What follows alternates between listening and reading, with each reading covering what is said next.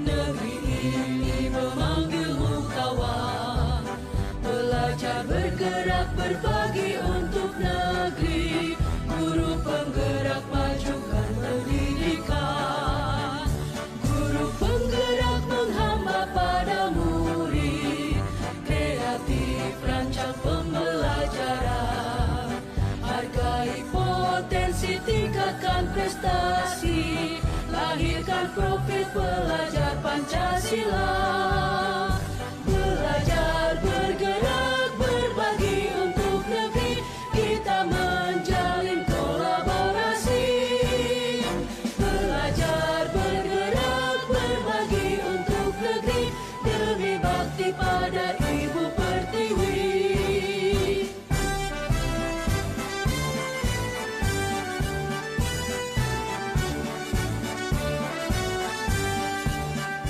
Bulatkan tekad, kuatkan hati, negeri ini memanggilmu kawan.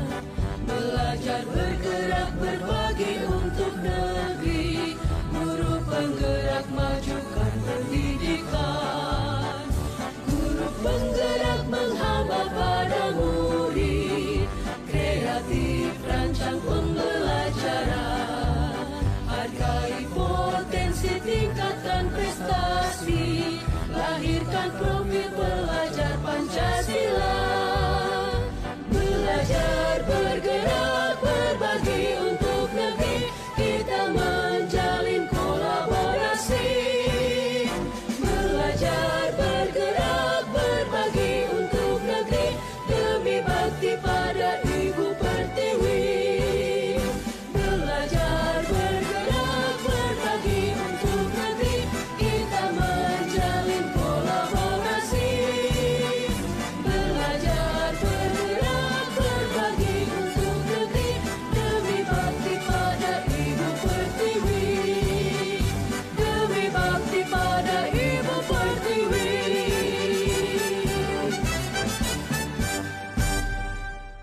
Bismillahirrahmanirrahim. Assalamualaikum warahmatullahi wabarakatuh.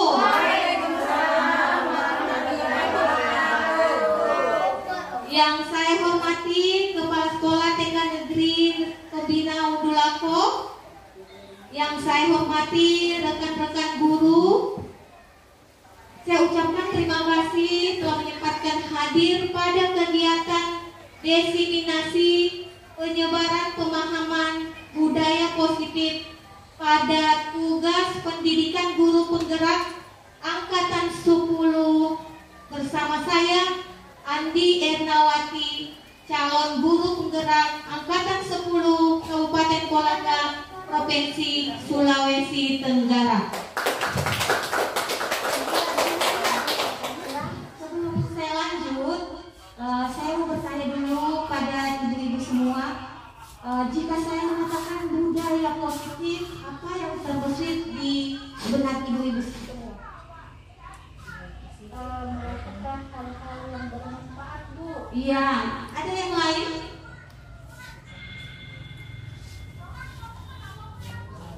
Melakukan hal-hal yang baik. Iya. Ada lagi?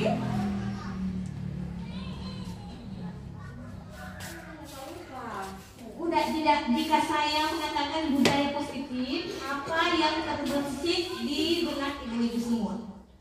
Kebiasaan. Ya, betul. Suara atau guru. Jadi, mengapa budaya positif itu penting kita lakukan di sekolah agar peserta didik dapat berkembang menjadi pribadi yang kritis, penuh rasa hormat dan bertanggung jawab. Seperti yang dikemukakan oleh Bapak pendidikan kita Ki Hajar Dewantara, bahwa disiplin itu sebagai bentuk kontrol diri agar dapat mencapai suatu tujuan yang mulia. Baik, jadi yang akan saya paparkan di sini adalah konsep inti budaya positif. Yang pertama, perubahan paradigma belajar. Kemudian yang kedua, disiplin positif. Terus yang ketiga, nilai-nilai kebajikan. Yang keempat adalah kebutuhan dasar manusia. Yang kelima, motivasi perilaku manusia. Kemudian yang keenam, posisi kontrol guru. Yang ketujuh, keyakinan kelas. Kemudian yang kedelapan, segitiga restitusi. Ya, sebelum saya berlanjut kepada poin yang pertama, saya mau tanya dulu ini karena sudah siap. Masih semangat? Mana semangatnya? Terima kasih. Baik, kita lanjut. Pada pembelajaran dengan paradigma baru. Ya, pembelajaran dengan paradigma baru merupakan pembelajaran yang dirancang berdasarkan prinsip pembelajaran berdiferensiasi sehingga peserta didik belajar sesuai dengan kebutuhannya berdasarkan tahap perkembangan sesuai teori psikologi modern untuk mewujudkan profil pelajar Pancasila. Jadi maksud berdiferensiasi di sini adalah bagaimana usaha kita dalam menyesuaikan proses pembelajaran di kelas. Baik, sedikit meluruskan terkait beberapa miskonsepsi tentang makna kontrol. Yang pertama itu ilusi guru mengontrol murid. Walaupun tampaknya guru sedang mengontrol perilaku murid, hal demikian terjadi karena murid sedang mengizinkan dirinya dikontrol. Yang kedua itu ilusi bahwa semua penguatan positif, efektif, dan bermanfaat, di mana segala usaha untuk mempengaruhi murid agar dapat mengulangi suatu perilaku tertentu adalah suatu usaha untuk mengontrol murid tersebut. Kemudian yang ketiga adalah ilusi bahwa kritik dan membuat orang merasa bersalah dapat menguatkan karakter. Kadangkala sulit bagi guru untuk mengidentifikasi bahwa mereka sedang melakukan perilaku ini karena seringkali guru cukup menggunakan suara halus untuk menyampaikan pesan negatif. Kemudian yang keempat, ilusi bahwa orang dewasa memiliki hak untuk memaksa.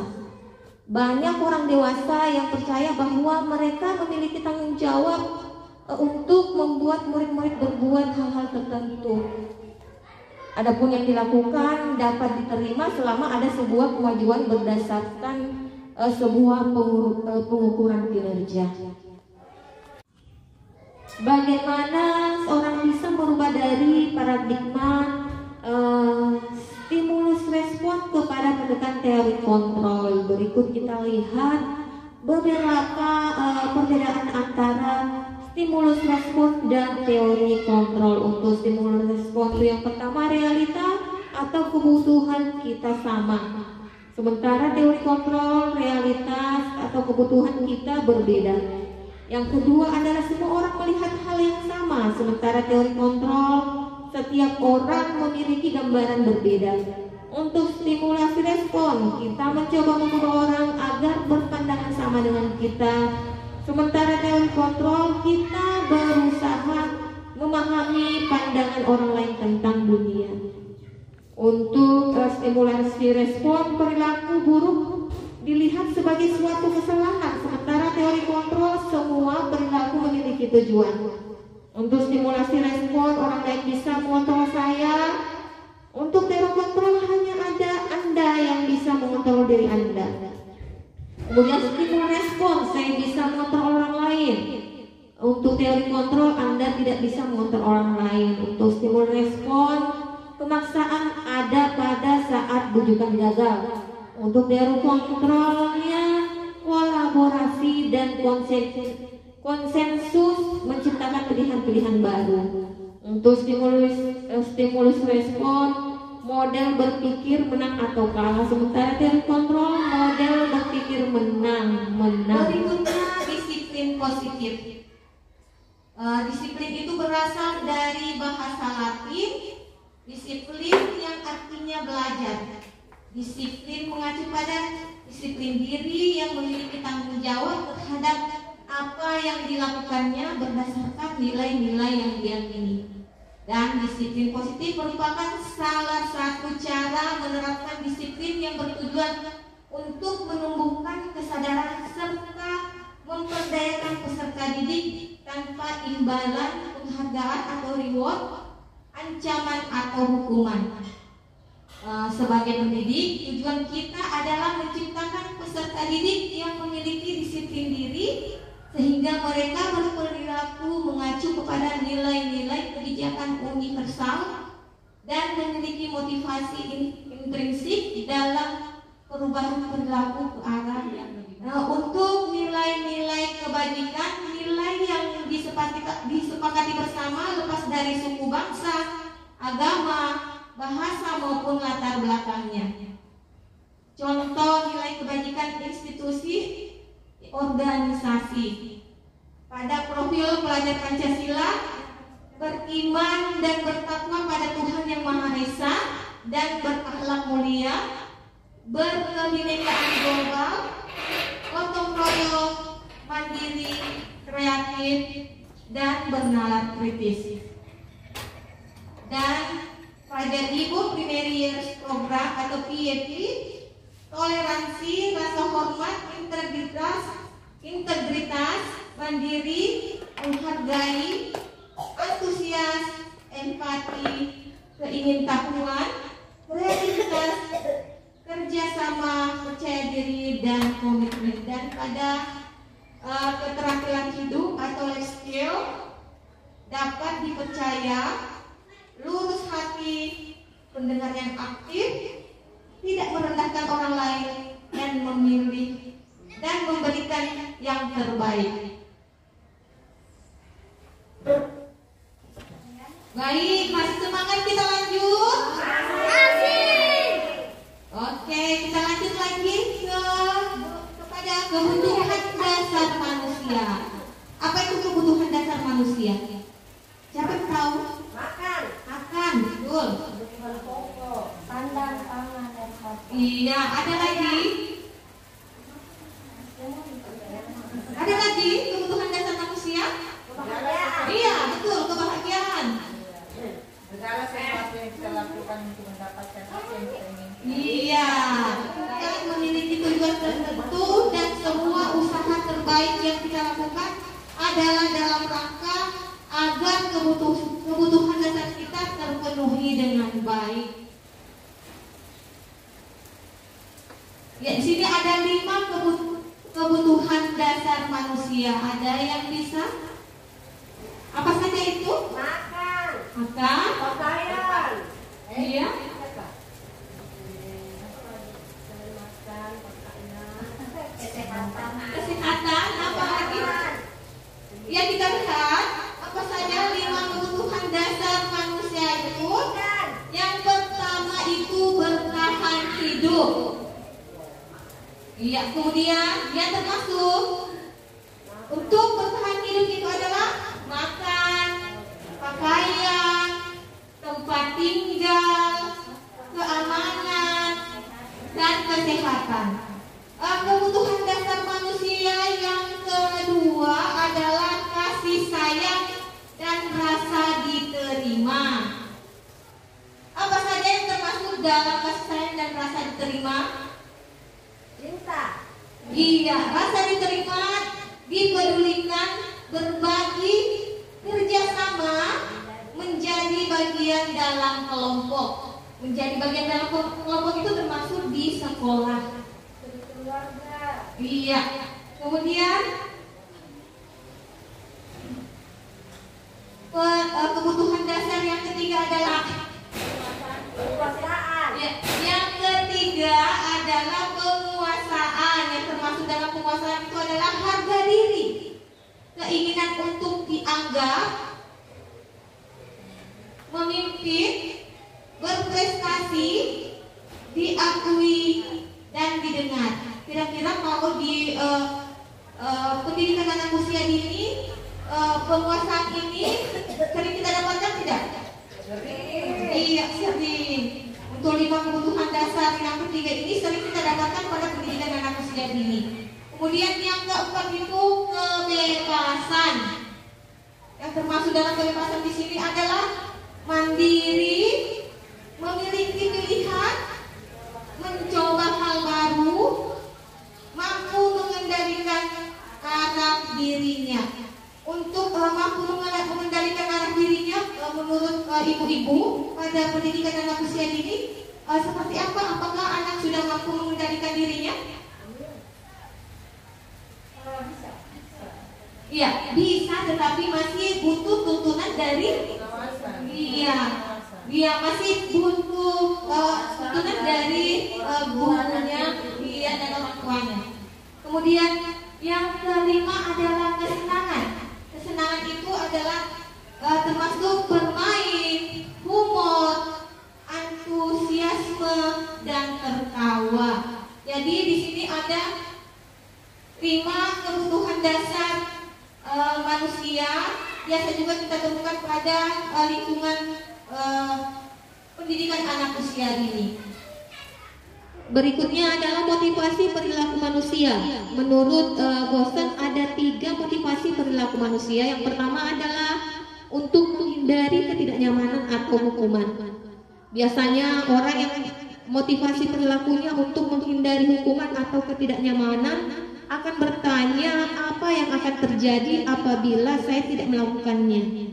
Sebenarnya mereka sedang menghindari permasalahan yang mungkin muncul dan berpengaruh pada mereka secara fisik, psikologis maupun tidak terpenuhinya kebutuhan mereka bila mereka tidak melakukan tindakan tersebut.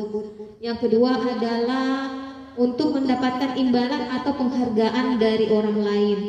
Pada motivasi ini, di sini orang berperilaku untuk mendapatkan imbalan atau penghargaan dari orang lain. Berikutnya adalah hukuman, konsekuensi, dan restitusi. Dalam menjalankan peraturan ataupun keyakinan kelas atau sekolah, bila mana ada suatu pelanggaran, tentunya sesuatu harus terjadi. Untuk itu kita perlu meninjau ulang tindakan penegakan peraturan atau keyakinan kelas kita selama ini. Tindakan terhadap suatu pelanggaran pada umumnya berbentuk hukuman atau konsekuensi. Berikut mari kita lihat perbedaan antara hukuman dan konsekuensi. Yang termasuk di hukuman ini adalah tidak terencana atau tiba-tiba. Kemudian murid tidak tahu apa yang akan terjadi atau tidak dilibatkan. Kemudian yang ketiga bersifat satu arah. Yang keempat berupa hukuman fisik atau psikis. Untuk konsekuensi adalah terencana atau disepakati sesuai peraturan. Kemudian yang kedua, murid tetap dibuat tidak nyaman. Kemudian sikap guru selalu memonitor murid. Untuk di restitusi itu proses menciptakan kondisi bagi murid untuk memperbaiki kesalahan. Kemudian yang kedua, proses kolaboratif yang mengajarkan murid untuk mencari solusi sendiri. Kita coba tes kemampuan kita atau pengetahuan kita terkait tindakan yang sering kita lakukan di dalam kelas, termasuk hukuman atau konsekuensi. Yang pertama, mencatat 100 kali di dalam buku kalimat "saya tidak akan terlambat lagi karena terlambat ke sekolah". Menurut ibu-ibu ini hukuman atau konsekuensi?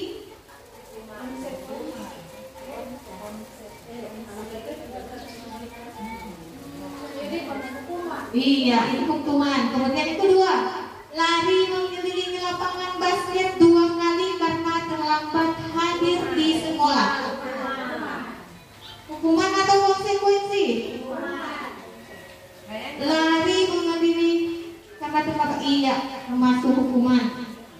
Kemudian membersihkan coretan yang dibuatnya di meja tulis. Ini konsekuensi atau hukuman? Iya, konsekuensi karena berhubungan dengan apa yang telah dibuatnya atau kesalahan yang telah dilakukannya.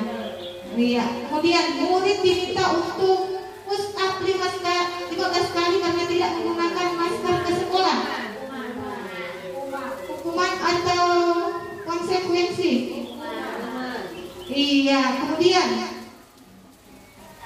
berikutnya menggantikan kertas tugas teman yang telah dicoret-coret. Ini hukuman atau konsekuensi? Iya, konsekuensi. Kemudian berjemur di lapangan basket pukul 12 siang karena mengobrol dengan temannya. Iya, hukuman. Kemudian murid diminta telanjang kaki sepanjang hari karena tidak menggunakan sepatu warna hitam sesuai peraturan sekolah. Ini hukuman atau konsekuensi? Hukuman atau konsekuensi?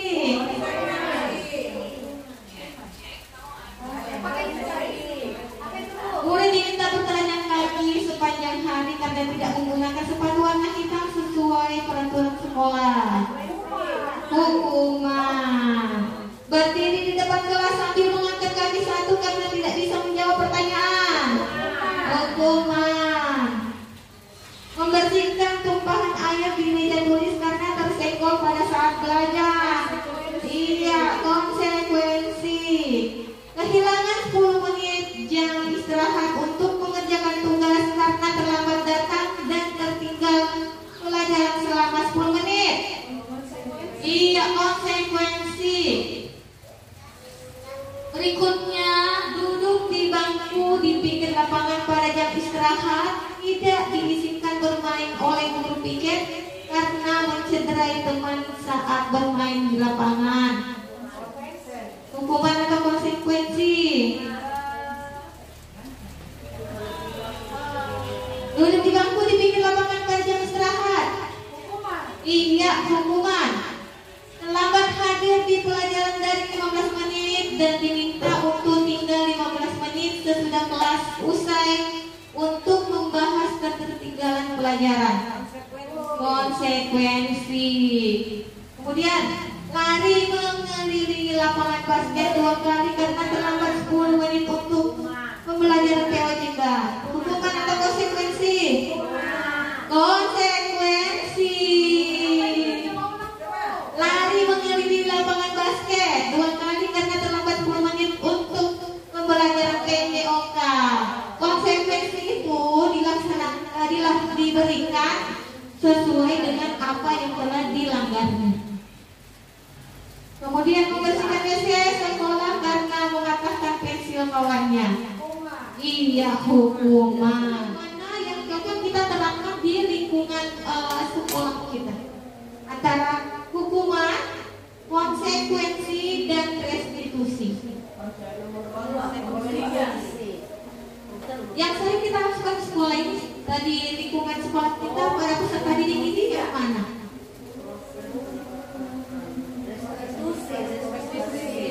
Yang biasa restitusi ya. Ya, untuk restitusi adalah menciptakan kondisi proses menciptakan kondisi bagi murid untuk memperbaiki kesalahan atau proses kolaboratif yang mengajarkan murid untuk mencari solusi. Tetapi kadang juga kita menggunakan ada hukuman ya ibu-ibu. Kadang kita bertindak sebagai guru di posisi penghukum.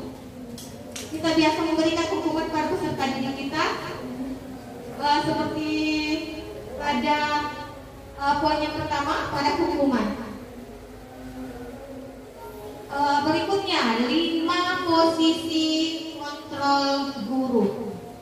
Posisi yang pertama adalah penghukum, yang kedua membuat merasa bersalah, yang ketiga teman, yang keempat memantau, kemudian yang kelima adalah manajer.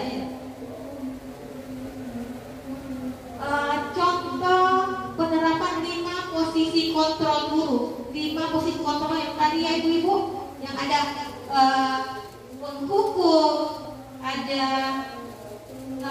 pembuat rasa bersalah, teman, memantau, dan manajer. Untuk kasus siswa tidak memakai atribut lengkap saat upacara bendera. Untuk posisi penghukum, biasa kita menggunakan kalimat seperti ini. Hormat pada bendera selama 1 jam. Biasa kita menghukum anak jika melakukan pelanggaran. Tidak pernah kalau di TK. Iya, kalau di TK tidak ada seperti ini. Biasa terjadi pada jenjang SMP ya. SD juga jarang. Untuk pembuat rasa bersalah, biasa menggunakan kalimat beberapa kali bapak atau ibu harus memberitahu kamu selalu saja mengecewakan ibu atau bapak. Jadi ini kalimat yang biasa digunakan pada saat ada siswa yang melakukan pelanggaran dengan membuat rasa bersalah dengan mengucapkan kalimat tersebut. Untuk posisi kontrol guru itu sebagai teman biasanya menggunakan kalimat ayo dong ikuti aturan sekolah, tolong bantu ibu atau bapak ya sekali ini ya, sudah tidak apa-apa, lain kali jangan berbuat seperti ini lagi. Jadi ini kalimat yang biasa digunakan seorang guru pada posisi kontrol sebagai teman. Dan untuk sebagai posisi kontrol sebagai pemantau, kamu sudah melanggar peraturan sekolah. Kamu tahu konsekuensinya. Setelah upacara kamu beli atributnya ke koperasi dan jangan diulangi lagi. Berikutnya posisi kontrol sebagai manajer. Kalimatnya biasa yang kita gunakan adalah apa kamu tahu kesalahanmu? Kira-kira bagaimana kamu memperbaiki kesalahanmu? Dari kelima posisi kontrol tersebut yang telah saya tampilkan tadi, menurut ibu-ibu yang mana posisi kontrol guru yang paling baik kita gunakan di lingkungan sekolah kita? Iya, oke. Yang hukum ini sebagai pembuat rasa bersalah, sebagai teman, ya, sebagai pemantau dan sebagai manajer. Dari apa yang saya dapatkan di modul 1.4 pada disiplin positif, penerapan posisi kontrol yang terbaik untuk guru itu pada posisi manajer. Posisi manajer ini posisi yang seharusnya kita pakai di dalam kelas, di dalam lingkungan sekolah. Kita tebak-tebakan dulu. Posisi kontrol apakah aku? Saya kecewa sekali dengan kamu. Dari kelima tadi kita lihat kembali ya. Yang pertama itu sebagai penghukum, pembuat rasa bersalah, kemudian teman, pemantau, dan manajer. Kalau kalimatnya seperti ini, menurut ibu-ibu, posisi kontrol guru sebagai apa? Saya kecewa sekali dengan kamu. Yang lain? Yang lain? Ada? Sebagai ya, kalau di saya kecewa sekali dengan kamu. Kita lihat kembali ya ibu-ibu di posisi memberi rasa bersalah. Kita lihat apakah dia masuk di sini? Berapa kali bapak ibu harus memberitahu kamu selalu saja mengecewakan bapak atau ibu. Iya, jadi yang pada posisi kalimat ini saya kecewa sekali dengan kamu masuk pada pada posisi kontrol membuat rasa bersalah. Bukan.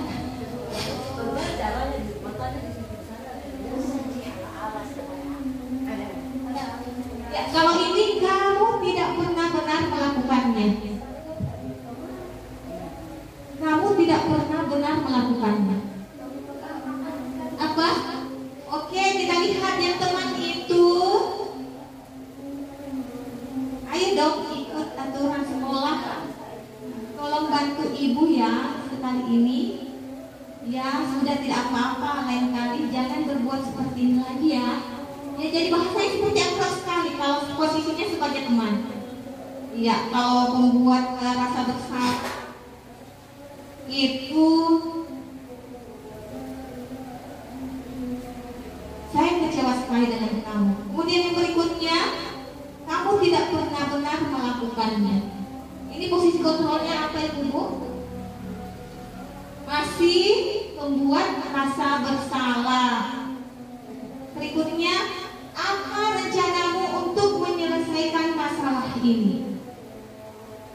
Coba kita ingat lagi posisi kontrol yang 5 tadi. Iya benar, yang ini adalah sebagai posisi kontrol sebagai manajer. Ayo lakukan demi Bapak. Ayo lakukan demi Bapak. Ibu ya, demi Bapak. Ini, maaf. Ayo lakukan demi Bapak Ibu ya. Apa posisi kontrolnya ini? Sebagai teman. Iya, sebagai teman. Kemudian kamu tidak pernah mendapatkan nilai jika tidak mengerjakan. Kamu tidak pernah mendapatkan nilai jika tidak mengerjakan tugas. Posisi apa?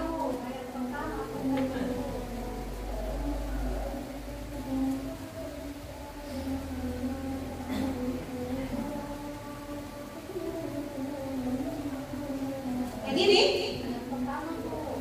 sebagai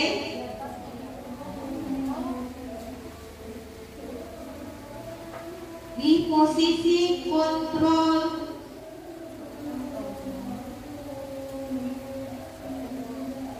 pemantau. Berikutnya adalah keyakinan kelas. Mengapa keyakinan kelas bukan peraturan kelas? Kemungkinan jawabannya adalah seumpama kita memiliki peraturan tentang menggunakan masker dan mencuci tangan setiap saat. Alasannya adalah untuk kesehatan dan keselamatan. Nah, nilai-nilai keselamatan dan kesehatan inilah yang kita sebut keyakinan. Lalu bagaimana kita membentuk keyakinan kelas itu? Berikut kita lihat tahap-tahap membentuk keyakinan kelas atau sekolah. Yang pertama, keyakinan kelas bersifat lebih abstrak daripada peraturan yang lebih rinci dan konkret. Yang kedua, keyakinan kelas berupa pernyataan-pernyataan universal. Kemudian pernyataan keyakinan kelas senantiasa dibuat dalam bentuk positif. Berikutnya, keyakinan kelas hendaknya tidak terlalu banyak sehingga mudah diingat dan dipahami oleh semua warga kelas. Berikutnya, keyakinan kelas sebaiknya sesuatu yang dapat diterapkan di lingkungan tersebut. Berikutnya, semua warga kelas hendaknya ikut berkontribusi dalam pembuatan keyakinan kelas lewat kegiatan curah pendapat. Dan yang terakhir, bersedia meninjau kembali keyakinan kelas dari waktu ke waktu. Untuk membuat keyakinan kelas itu bersifat abstrak, berupa pernyataan yang universal, dibuat dalam pernyataan positif, sedikit saja agar mudah diingat, sesuai dengan kondisi kelas dan sekolah sehingga mudah diterapkan. Semua warga sekolah atau kelas dilibatkan saat membuat keyakinan. Jadi kalau membuat keyakinan itu kita libatkan semua anggota warga sekolah atau peserta didik kita di dalam kelas. Umpama keyakinan kelas itu kita membuat di dalam kelas kita libatkan peserta didik kita untuk membuat keyakinan kelas ini. Jadi kita libatkan atau kita beri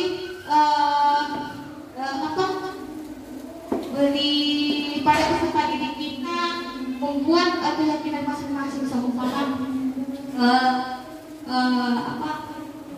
dilarang membuang sampah pada tempatnya.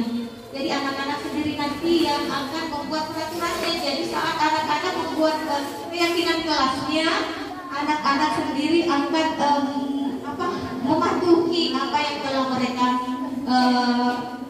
buat. Peraturan seperti itu. Seumpama kita mau membuat peraturan kelas dilarang buang sampah sembarangan, kita buat sebuah kalimat kira-kira mau kelas seperti apa, karena mau bersih kelasnya kita buat.